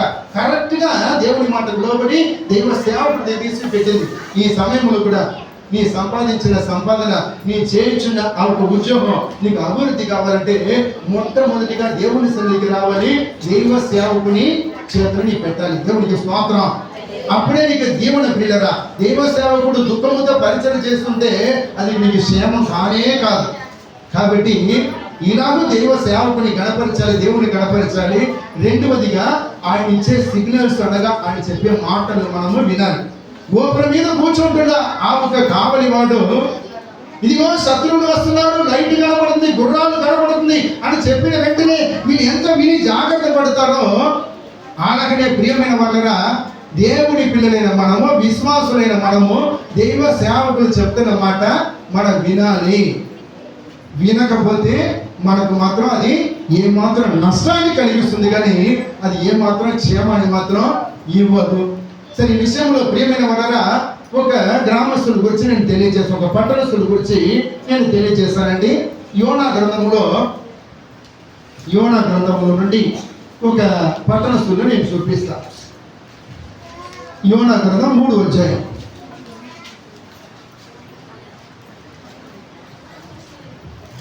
5వ వచనాన్ని చదువుతాం. 4 నుండి. యోనా పట్టణంలో ఒక దిన ప్రయాణమంత దూరం సంచరించుచు ఇక 40 దినములకు నినివే పట్టణము నాశనమవునని ప్రకటన చేయగా, నినివే పట్టణపు వారు దేవుని యందు విశ్వాసం ఉంచి ఉపవాస దినము సాటించి గనులేమి అల్పులేమి అందరిని గోడ పట్ట కట్టుకొని ఆ సంగతి నినివే రాజులకు వినబడినప్పుడు అతడును తన సింహాసనం మీద నుండి దిగి తన రాజవస్త్రములు తీసివేసి గోడ పట్ట కట్టుకొని బూడిదలో కూర్చుండేను అని ఇక్కడ ఒక మాట కనబడుతుంది. ప్రియమైన వల్ల ఒక పట్టణం ఉంది, నినివే పట్టణం. ఆ నినివే పట్టణంలో క్షేమం లేదంట. ఆ నినివే పట్టణంలో ఎప్పుడు చూసినా క్షేమమే ఉంటుంది. కారణం ఏమిటంటే ఆ నినివే పట్టణంలో ఉన్న వాళ్ళు దుష్టులంట, దుర్మార్గులు, తాగుబోతులంట, తిరుగుబోతులంట, ప్రార్థన చేసే వాళ్ళు ఎవరు లేరు. అంటే దేవునికి ఇష్టమైన వాళ్ళు ఒక్కరు లేరంట నినివే పట్టణంలో. ఇక్కడ కూడా మనం చూస్తున్నప్పుడు దేవుడు దైవ సేవకుని హెచ్చరిస్తున్నారు, ఆ నినివే పట్టణస్తులను కూడా హెచ్చరిస్తూ ఉంటున్నారు.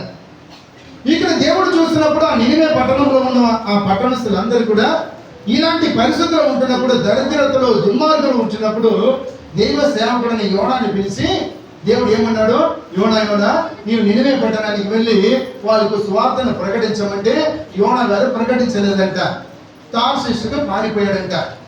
ఇక్కడ చూసినప్పుడు దైవ సేవకుడిని మాకు కూడా ఈ వాక్యం దూరంగా వార్త ఇస్తున్నాడు దేవుడు.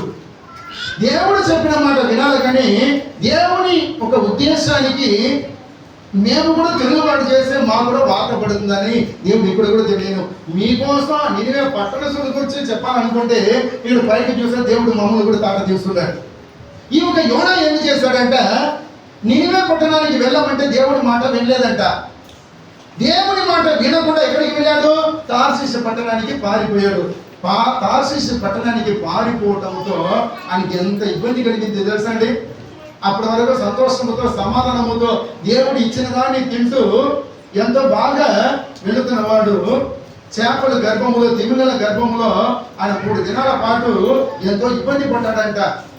ఎంతో సమాధానం ఉంచబడ్డాడు. 3 దినాలు ఆ దైవ సేవకుడైన ఆ యోనా గారు కష్టపడ్డారు. కారణం ఏమిటంటే నశించిపోతున్న పట్టణస్థులకు వాక్యమును చెప్పమన్నప్పుడు, అయ్యో ప్రభా నేను అక్కడికి వెళ్ళను, వాళ్ళు మంచి వాళ్ళు కాదు, వాళ్ళు తాగుబోతు వాళ్ళు, తిరుగుబోతు వాళ్ళు, వ్యభిచారులు, దుష్టులు, నేను వాళ్ళకి చెప్పనని చెప్పి పారిపోయినందుకు దేవుడు గద్దించాడంట యోనాను. ఆ సమయంలో యోనా తన తప్పును తెలుసుకున్నప్పుడు దేవుడు ఏమి చేస్తాడు, 3వ దినం విడుదల ఇచ్చినప్పుడు దేవుని పరిచయం చేయడానికి నినివే పట్టణానికి పోయినట్టు మనం చూస్తున్నాం. దైవ సేవకుడు పశ్చాత్తాపడ్డప్పుడు దేవుడు క్షమించి యోనాను ఆశీర్వదించాడు. ఈ ఒక నినివే పట్టణస్థులు ఉన్నారు కదా, వారికి వెళ్ళి చెబుతా 40 రాత్రి పగలు 40 దినాల్లో ఈ పట్టణం అంతా కూడా నాశనంగా పోతుంది అంటున్నప్పుడు ఆ పట్టణస్థులు ఏమి చేశారంటే వెంటనే ప్రియులరా మారు మనసు పొందారంట. దేవునికి స్తోత్రం. అంటే దైవ సేవకులు చెప్పిన మాటలన్నీ కూడా వాళ్ళు విన్నారు. ఆశ్చర్యంగా ఉంటది. ఆ దేశాన్ని ఏలిన ఆ రాజు కూడా ఏమి చేశారంట, మారు మనసు పొందారండి. గోడబట్ట కట్టుకున్నాడు రాజు, రాజవస్త్రములు ధరించుకొని సింహాసనం మీద కిరీటం పెట్టుకొని సింహాసనం మీద కూర్చున్న వాడు కూడా ఏం చేశాడు, రాజవస్త్రాన్ని పక్కన పెట్టేశాడు, కిరీటాన్ని పక్కన పెట్టేశాడు, గోడబట్ట కట్టుకొని ఎక్కడ బూడిదలో పోయి కూర్చున్నాడంట. ప్రజలందరూ కూడా ఎక్కడ చూసినా ఆ నినివే పట్టణస్థులు అందరూ కూడా బూడిదలో కూర్చున్న కోణ బట్టలు కట్టుకొని. కారణం దేవుని యొక్క ఉగ్రతను తప్పించుకోవాలి, దైవ సేవకుడు చెప్పిన మాట నెరవేరుతుంది, ఆ దైవ సేవకుడి మాటకు లోబడాలని వీళ్ళందరూ కూడా ఏమి చేశారంట, మారు మనసు పొందారంట. మారు మనసు పొందారు కాబట్టి ఆ నినివే పట్టణస్థులు అందరూ కూడా ఆశీర్వదించబడ్డారు. దేవునికి స్తోత్రం. మారు మనసు లేకుండా, నీ మార్పు చెందకుండా నీకు ఆశీర్వాదం రాదు. నీ యొక్క సంఘములో, నీ యొక్క కుటుంబంలో క్షేమ ఆశీర్వాదం రావాలంటే నీ మారు మనసు పొందాలి. పాత జీవితంలో నుంచి నూతన జీవితంలో నీకు రావాలి. నీ రోత మనసు నూతనపరచబడాలి, నీ పాత మనసు మార్చబడాలి, నీ జీవితం నూతనంగా మార్చబడాలి. అప్పుడు మాత్రమే నీకు దీవెన. పిల్లరా, యెహోవా కోపం నుండి, ఉగ్రత నుంచి మనం తప్పించుకోవాలంటే ఏమి చేయాలంట, తప్పనిసరిగా మార్పు చెందాలి, మారిపోవాలి, అవసరమైతే బూడిదలో కూర్చోవాలి. బైబిల్ చెప్తుంది ప్రియులరా. కాబట్టి దైవ సేవకుడు అనేవాడు నీవు క్షేమం కొరకు దేవుడు ఏర్పాటు చేసిన వాడు, దేవుడి ద్వారా నియమించబడిన వాడు. నేను చూస్తున్నామండి, గోపురం మీద ఉంటున్నాడు. ఈయన గోపురం మీద ఎత్తైన ప్రాంతంలో ఉంటున్నాడు. రాత్రి పగలు నిద్ర లేకుండా, అన్నాహారం లేకుండా ఈ ప్రజలకు, ఈ యొక్క పట్టణంలో ఉంటున్న వారికి ఎలాంటి కష్టం రాకూడదని ఆయన చెబుతా ఉంటున్నాడు. ఇక్కడ దైవ సేవకుడు లేకపోతే కావలి వాడు చెప్పి కూడా 4 వచ్చినాడు చూద్దాం. 33:4.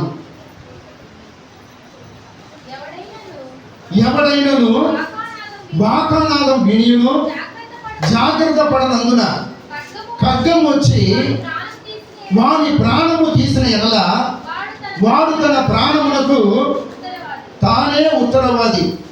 వాకానాదం వినియును వాడు జాగ్రత్త పడకపోయిన కనుక తన ప్రాణములకు తానే ఉత్తరవాది. ఎలాగనగా వాడు జాగ్రత్త పడిన ఎడల తన ప్రాణమును రక్షించుకోను. ప్రియమైన వాళ్ళ దేవుడు ఈ యొక్క కావలి వాడు ఏమి చేస్తాడు, శత్రువులు వచ్చిన దాన్ని చూసి వెంటనే సిగ్నల్ ఇచ్చారు. తన చేతిలో ఉంటున్న బాగా పట్టుకొని ఊపుతా ఉంటున్నాడు, ఊపుతా ఉంటున్నాడు. జాగ్రత్త పడండి, జాగ్రత్త పడండి, శత్రువులు వస్తున్నారు అని చెప్పి ఈయన బాగా ఊదుతుంటే, ప్రియమైన వాళ్ళరా, వాళ్ళు వెంటనే సిద్ధపడి ఉంటుంటే తన ప్రాణాన్ని కాపాడుకునే వాళ్ళేమో.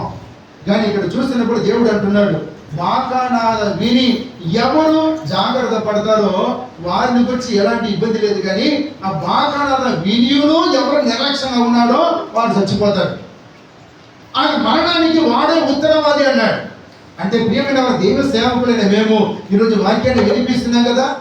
కేవలం ఇక్కడ మాత్రమే మైక్ ద్వారా మాత్రమే కాదు, టీవీ ద్వారా, రేడియో ద్వారా, కరపత్రికల ద్వారా, ఎన్నో ప్రియమైన వాళ్ళ ఆ ఒక సాధన ద్వారా దేవుని వాక్యాన్ని వినిపిస్తున్నాం కదా.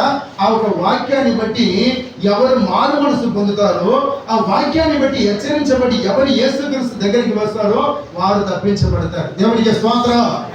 తన మనసును ఎవరు మార్చుకుంటారో వారు తప్పించబడతారు. వీరికి సంతోషం, కావలి కాసిన ఆ ఒక కావలి వాడికి కూడా సంతోషం. నా మాట విని వాళ్ళందరూ కూడా జాగ్రత్త పడ్డారు, తప్పించు ఆయన కూడా సంతోషం. కానీ ఆ బాకా శబ్దం ఊపినప్పుడు శబ్దం విని కూడా ఎవరు సిద్ధపడలేదో వారందరూ కూడా చచ్చిపోతారు, శత్రువు చేతిలో చచ్చిపోతారు. అప్పుడు దేవుడు ఏమి చేస్తాడు, సేవకుడు ఏమి అడగడంటే, ఎందుకో ఆయన పని ఏం చేశాడు, నా పని నేను చేశాను, చంద్ర చేశాడు. వారానికి 3-4 రోజులు ప్రార్థన పెట్టడం, ప్రతి ఆదివారం దేవుడి వాక్యం చెప్పడం, దేవుడు ఆయనకు అప్పగించిన పనిని ఆయన చేస్తూనే ఉంటున్నాడు. ఆయన బాగా ఊపుతూనే ఉంటున్నాడు. బాగా అంటే సువార్త చెబుతా ఉంటున్నాడు. కానీ ఆయన ద్వారా వింటున్న సువార్తను విని జాగ్రత్త పడుతున్నాము. ఇది నాన్న దాదాపుగా 2 సంవత్సరాలు దాటిపోయింది మన బాప్టిజం తీసుకొని. మన సంఘం నుంచి ఎవరు సిద్ధంగా ఉన్నారు చంద్ర? బాప్టిజానికి సిద్ధపడ్డారా? దేవునికి 2 సిద్ధపడ్డారు. 2 సంవత్సరాలు, కానీ 2 సిద్ధపడ్డారు. 2 సంవత్సరాల నుంచి బాగా ఊపుతూనే ఉంటున్నాడు. యేసుక్రీస్తు వస్తున్నాడు, ఇదిగో త్వరగా వస్తున్నాడు. ఏ దినమున వస్తారో తెలియదు. పగలు రావచ్చు, రాత్రి రావచ్చు, సాయంత్రం రావచ్చు, ఎప్పుడైనా రావచ్చు. సిద్ధపడండి.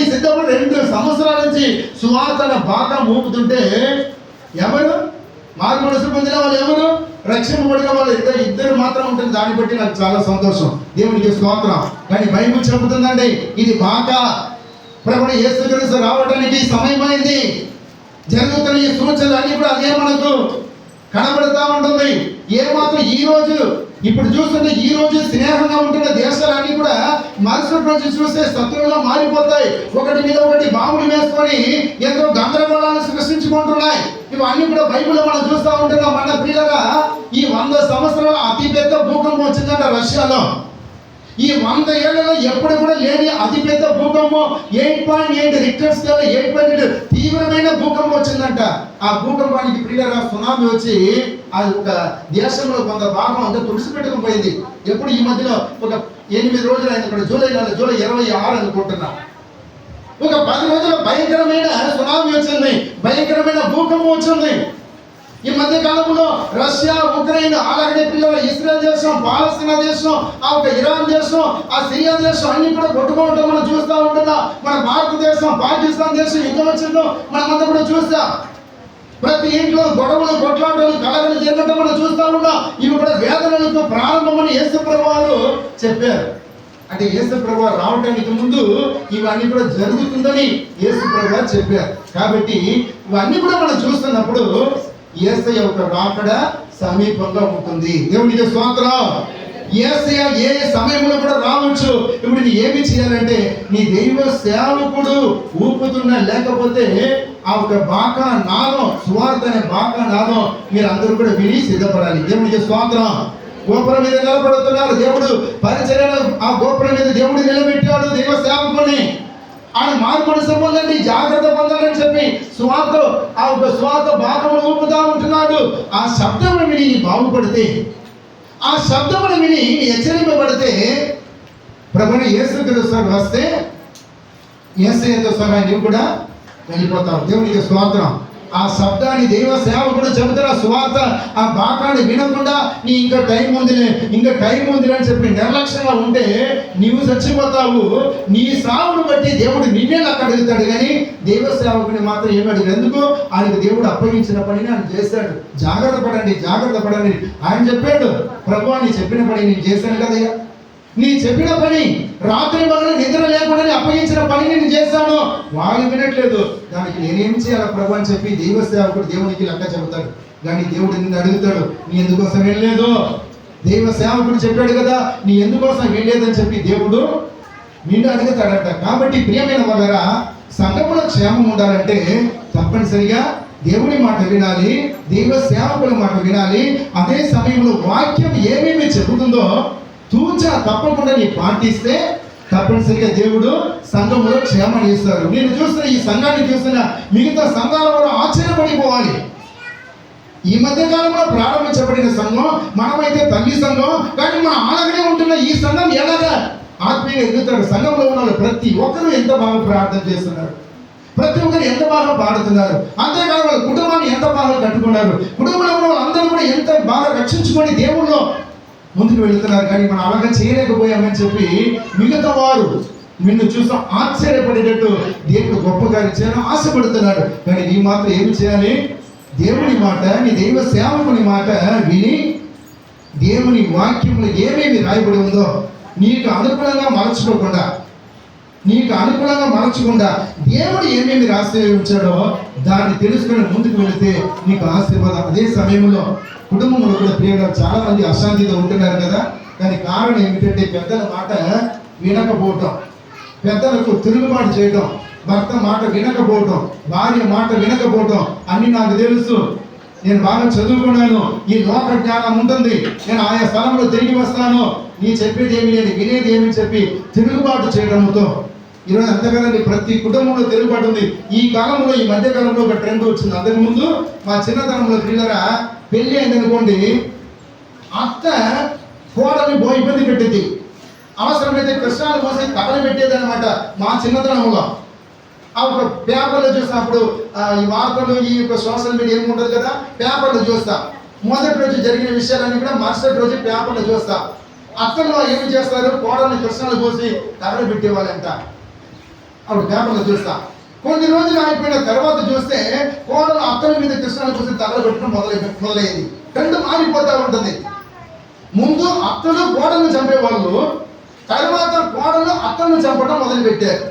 సరే అలాగే విడిచిపెడితే ఈ మధ్య కాలంలో పిల్లరా భర్తలు భార్యలను ఎంతో ఇబ్బంది పెట్టేవారు, ఎంతో నిష్ఠూరం ఆడేవాళ్ళు, చాలా హింస పెట్టేవాళ్ళు. భర్తలు భార్యలను కొట్టేవాళ్ళు, తిట్టేవాళ్ళు, అవసరమైతే ఉరియేసి చంపేవాళ్ళు, కృష్ణాల కోసం తగలబెట్టేవాళ్ళు. ఇవన్నీ కూడా ఈ మధ్యకాలం. ఇప్పుడు చూస్తే ఒక 2-3 నెలల నుంచి భార్యలు భర్తలు చంపుతున్నారు, భార్యలు భర్తలు చంపుతూ ఉంటున్నారు. ఒక 10 రోజుల కిందట ఇది గుంటకల్ దగ్గర అనుకుంటున్నా, వాళ్ళిద్దరు కూడా కర్ణాటకకు చెందిన వాళ్ళు. ఇక్కడ వచ్చి చాలా కాలం అయింది. వాళ్ళు ఇరువురు కూడా ఏదో అరుచుకుంటే ఆమె ఏమో పుట్టింటికి వెళ్ళిపోయింది ఒక 3 నెలలు. తర్వాత భర్త పోయి పుట్టింటికి వెళ్ళిన ఆ భార్యను తీసుకొస్తామని చెప్పి మాట్లాడి తీసుకొస్తున్నప్పుడు ఒక తుంగభద్ర అనేది డ్యామ్ ఒకటి వచ్చింది, బ్రిడ్జ్ ఒకటి. ఆ బ్రిడ్జ్ దగ్గర పోయినప్పుడు భర్తకు ఆశ వచ్చి, రామ మన ఇద్దరు సెల్ఫీ దిగుతాము అని అన్నాడు. ఏమంటుంది, లేదంటే నేను సెల్ఫీ దిగడానికి ఇష్టం లేదు, మీరే దిగినప్పుడు పాపం ఆయన ఇటు పెట్టుకొని ఆ సెల్ఫీ దిగుతుంటే వెనక నుంచి వచ్చింది నెట్టేసిందండి. కింద పడి ఆయనకు ఈత వచ్చింది కాబట్టి ఈదుకొని ఆయన తప్పించాడు అనుకుంటే అది వేరే విషయం. చూస్తున్నప్పుడు ఈ ఒక 2 నెలలు చూస్తే ఎంతమంది భర్తలు చచ్చిపోయారు ఈ దినాన. భార్యలందరూ కూడా భర్తలను కుట్ర చేసి చంపుతూ ఉంటారు. వాళ్ళ కుటుంబంలో శాంతి లేదు, సమాధానం లేదు. ఏ ఒక్క భార్య భర్తలైనా వాళ్ళ ఇద్దరు కూడా మధ్యలో పిల్లలు ఆ దాంపత్య జీవితం అనేది దెబ్బతిన్న పరిస్థితిలో ఉంటుంది. నిరాహార సంబంధం పెట్టుకుంటున్నారు. ఈరోజు తన భార్య ఉంటున్నప్పుడు ఇంకొక భార్యను ఉంచుకోవడం, ఇంకొక అమ్మాయిని ఉంచుకోవటం, భర్త ఉన్నప్పుడు ఇంకొక భర్తను ఉంచుకోవటం, ఇలాగా ఏదో అక్రమ సంబంధానికి ఈ లోకం అంతా అలవాటు పడిపోతూ ఉంటుంది. కుటుంబంలో శాంతి సమాధానం లేదు. కారణం ఏమిటంటే దేవుని వాక్యం లేకపోవటం. దేవునికి స్తోత్రం. దేవుని వాక్యం ఏ కుటుంబంలో ఉంటుందో, ఏ కుటుంబంలో దేవుని వాక్యానికి భర్త కానీ భార్య కానీ పిల్లలు కానీ లోపలి ముందుకు వెళతారో ఆ కుటుంబం పిల్లగా నిజంగా దేవుడు ఒక చిత్తానుసారంగా ముందుకు వెళుతూ ఉంటుంది, సంతోషంగా వెళుతూ ఉంటుంది. కుటుంబంలో క్షేమం లేదు, అల్లరితో ఉంటుంది, అసమాధానత ఉంది. కారణం ఏమిటంటే దేవుని వాక్యానికి విలువ ఇవ్వకపోవటం ఉంటుంది. కాబట్టి ప్రతి కుటుంబంలో ప్రతి భార్య భర్తల దగ్గర దేవుడు మాట్లాడుతున్న మాట ఏమిటంటే, ప్రతి పిల్లల దగ్గర దేవుడు మాట్లాడుతున్న మాట ఏమిటంటే, ఎప్పుడు పెద్దవాళ్ళ మాట వింటావో, ఇంటి యజమాని మాట వింటావో నీ కుటుంబంలో క్షేమం ఉంటుంది. ఎప్పుడైతే దేవ సేవకుని మాట వింటావో సంఘంలో క్షేమం ఉంటుంది అని చెప్పారు. అందరూ కూడా సమాధానంతో జీవించడానికే దేవుడి లోకంలో తన కుమారుడు యేసయ్యను పంపించాడు, కానీ మన అందరితో జీవించిన దేవుడికి ఇష్టం లేదు. కాబట్టి దేవుని పిల్లలైన మనం అందరూ కూడా పిల్లరా దేవుడిలో విశ్వాసంతో ముందు సాగిపోతాం. ఆ ఒక గోపురం మీద ఉంటున్న ఆ ఒక కావలివాడు రాత్రి పగలు చూసి కింద ఉన్న వాళ్ళని కాపాడటానికి కోసం ఎలాగా దివారాత్రములు అలాగ ప్రయాసపడతాడు, అలాగే దైవ సేవకుడు కూడా నీ కోసం, నీ క్షేమం కోసం రాత్రి పగలు కష్టపడి నీ కోసం ప్రార్థన చేస్తూ నీ తపన మీద ముందుకు వెళుతూ ఉంటున్నాడు. ఆయన చెప్పిన మాట వినకపోతే నీకు క్షేమం కానీ క్షేమం ఏమాత్రం రాదు. ఆ ఒక పైన ఉంటున్న కావలివాడు మాట విని ఇది జాగ్రత్త పడకపోతే తన ప్రాణాన్ని ఎలా పోగొట్టుకుంటారో ఈ దినాన దేవుడు తెలియజేశాడు. కాబట్టి సంఘంలో అయినా సరే, కుటుంబంలో అయినా సరే మనకు క్షేమం కావాలంటే దైవ సేవకుని మాట వినండి, దేవుని మాటకు లోబడండి, ఆశీర్వదించబడండి. తల ఉంచండి, చిన్న మాట ప్రార్థన చేసుకుందాం. ప్రభువా దేవానికి వందనాలు, ప్రభువా తండ్రి నీకు వందనాలు, స్తుతి స్తోత్రాలు. కనికరం కలిగిన తండ్రి, జాలి కలిగిన దేవానికి వందనాలయ్యా. ఈ యొక్క మధ్యాహ్న వేళలో ప్రభువా తండ్రి కొద్ది నిమిషాలు నీ వాక్యాన్ని ప్రభువా తండ్రి మీరు వినిపించారు తండ్రి, నీకు వందనాలు. మీరు సమాధానమునికే కానీ అందరికీ కర్త కానీ కాదు ప్రభువా. ప్రతి కుటుంబంలో శాంతి సమాధానం ఉండాలని, ప్రతి కుటుంబం ప్రభువా తండ్రి స్తోత్రుడైన నీళ్ళు ఆనందంతో ముందుకు వెళ్ళాలని ప్రభువా తండ్రి ఆశపడే దేవుడు, ప్రతి కుటుంబమును ప్రభువా తండ్రి కట్టుతున్న దేవుడు నీవే. వాక్యంలో ప్రభువా తండ్రి మేము కీర్తన గ్రంథంలో చూస్తున్నా తండ్రి, కీర్తన గ్రంథంలో కుటుంబ ఆశీర్వాదం కొరకు, నేను అభివృద్ధి కొరకు ఎన్నో వాక్యములు రాసి ఉంచారు. నీకు వందనాలు. మేము చదువుతూనే ఉంటున్నాం, వింటూనే ఉంటున్నాం, అయినప్పటికీ నీ మాటలు లోపడకపోవడంతో మా కుటుంబంలో ప్రభువా తండ్రి క్షేమానికి బదులు క్షామం ఉంటుంది. ఈ మధ్యాహ్న సమయంలో నీవు కానీ నా పిల్లలందరూ దీవించి ప్రతి కుటుంబంలో ప్రభువా నిన్ను సొంత రక్షకుడిగా అంగీకరించి నీవు కానీ ఆధ్వర్యంలో నీ యొక్క నాయకత్వంలో ప్రతి కుటుంబం ప్రయాణం సాగించడానికి సహాయం చేయండి. అలాగే ప్రభువా తండ్రి సంఘాన్ని బట్టి ప్రార్థిస్తున్నా, సంఘంలో ఉంటున్న వాళ్ళందరినీ ప్రభువా తండ్రి మీరు ఏకం చేయండి. అందరూ కూడా ప్రభువా తండ్రి నీ మాట విని ప్రభువా తండ్రి వారి కొరకు మీరు సిద్ధపరిచిన మీ సేవకుని మాట విని నీ పిల్లలు ముందుకు వెళ్ళడానికి కృప చూపించండి. దేవ సేవకులుగా మమ్మల్ని కూడా హెచ్చరించండి. తినచ్చు తాగొచ్చు ప్రతిరోజు ప్రభా నిర్లక్ష్యంగా నీ పరిచరణ చేస్తే తప్పనిసరిగా మీరు మమ్మల్ని కూడా లెక్క అడిగే దేవుడుగా ఉంటున్నారు. మీరు అప్పగించిన పనిని ప్రభా తండ్రి సరిగా చేస్తూ దివారాత్రములు ప్రభా తండ్రి నీ ఎందుకు భయభక్తి కలిగి వెళుతూ ప్రభా సంఘం ప్రభా దీవించబడుతుందని, ఆ సంఘంలో ఉన్న వాళ్ళందరూ కూడా సమృద్ధిగా వాక్యం దొరుకుతుందని, ఆ వాక్యమును వింటున్న సంఘస్థులు కూడా నేను బలపరచబడతారని తెలియజేస్తా. నీకు వందనాలు. ఈ సమయంలో కూడా విన్న వాక్యాన్ని పిల్లల హృదయంలో పరచడానికి కృప చూపించండి. నేటి నుండి అయినా ప్రభా తండ్రి నీ పిల్లలు మీ దైవ సేవకుల మాట విని తనొక్కడైన అవసరతలు అన్నింటిలో ప్రభా తండ్రి దైవ సేవకుని గుర్తుంచుకొని ముందుకు వెళ్ళడానికి నీ కృప చూపించమని ఈ చిన్న మనం వేస్తున్నామని అడుగుచున్నా ప్రాణ తండ్రి.